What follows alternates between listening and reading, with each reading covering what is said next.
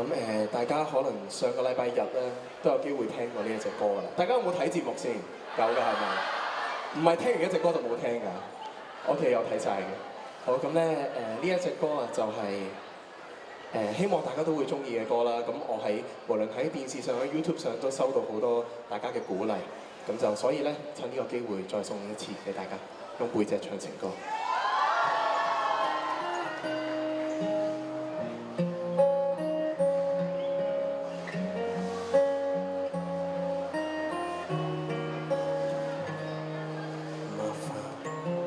各位都不忘我，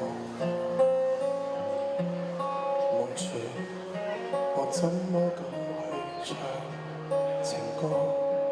然而我想揀今日來流露我凄楚，聽完的人請你幫手，但唱吧全唱清，其實老人並不傻。都猜中我，為你捱盡折磨。眼淚若嫌多，用背脊唱情歌。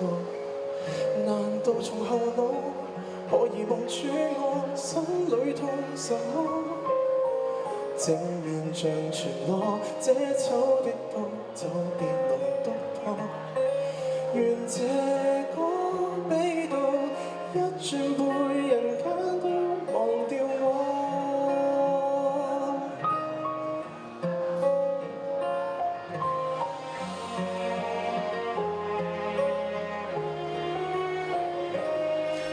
原來我不懂怎樣愛，但是長的戀歌也算精彩。忘形到真失戀後，償還10倍悲哀，終於一個人站在舞台。願這歌流行着，為下一人沒將來。歌者痛了，人們還在喝彩。眼淚若嫌多，用背脊唱情歌。難道從後腦可以望穿我心裏痛什麼？正面像全裸，這醜的歌就別來督破。願這歌比到一轉背，人間都忘掉我。尚有沉重的幾句，非要唱不可。世事沒如果，別再期盼如果。明明放低的你，竟已唱新歌。